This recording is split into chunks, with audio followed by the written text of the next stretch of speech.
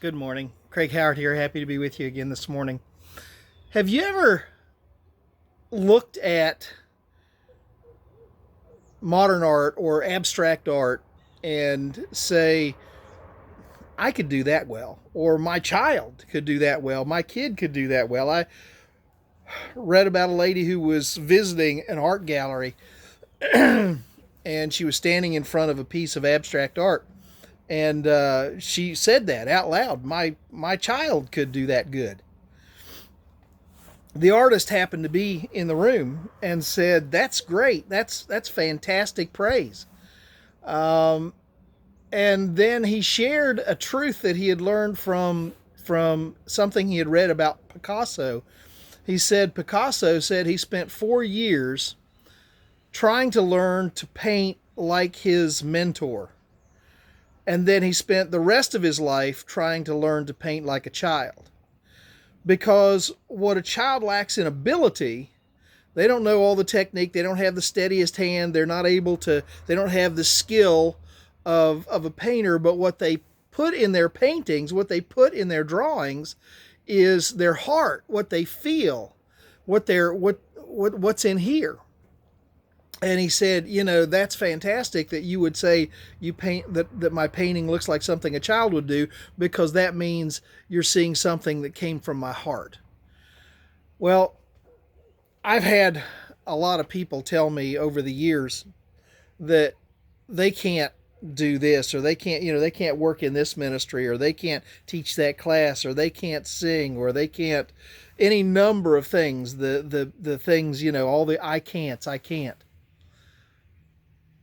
And their reason for that is that I don't have the skill that somebody else has. I don't have the abilities that somebody else has. But whenever I look at what God calls from our life, He's not asking for us to be the most skilled. He's not asking for me to be the most skilled preacher. I've heard a lot of preachers that are much better than I am. He's not looking for me to be the most skilled preacher. He's not looking for me to be the most skilled teacher. He's not looking for you to be the most skilled singer, or you to be the most skilled worker with children, or a youth person, or whatever. I sometimes get called around to churches, I have over the years. Churches say, what can we do with our youth? And my first response is just do what you can do. Just do your best. Just go in there and give your heart and love the kids, and give them what you can, and give what God has given you, and it'll be good. It'll be good. We get this idea that we have to be up to a certain caliber of skill before we think that we can be used by God.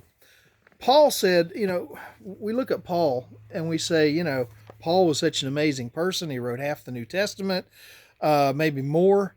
And he started all these churches. He was the first great missionary. He did all these things. But when Paul speaks of himself, he says in chapter 3, 2 Corinthians chapter 3, beginning in verse 4, he says, "And we have such trust through Christ toward God, not that we are sufficient of ourselves to think of anything being from ourselves."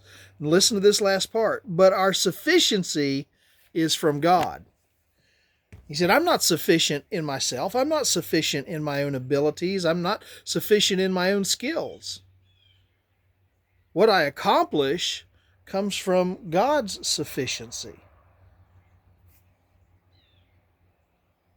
Shouldn't that be the attitude of every Christian? I may not be as good at playing the piano as so-and-so, but that doesn't mean God can't use the skills that I have. I may not be as good at singing as somebody else, but that doesn't mean God can't use my abilities. My sufficiency isn't in myself. It's God taking what I can give, what I have, and taking it and using it to His glory. Our sufficiency is in God. I want you to think about that the next time you have an opportunity to serve in your church, or in some area of ministry, or serve God in some way. We think that our sufficiency has to be some big thing. Maybe your sufficiency is just going to be picking up your telephone and calling people that are shut in and just talking to them for a few minutes on the phone. Whatever it is, as long as you're trusting that your sufficiency is from God, it'll be sufficient. Hope you have a good day today. I have to travel back up to Johnstown today to be sworn in as my uncle's executor of his estate now, and try to get some things done with his estate. And so, and make arrangements for some things with Tracy's house. So, appreciate your prayers for safe travels. I hope you have a great day today. I hope everything just goes wonderful for you. And if not, if you find yourself feeling like you're coming out on the short end of the stick, just say, God, let me be sufficient in you. Take care. God bless.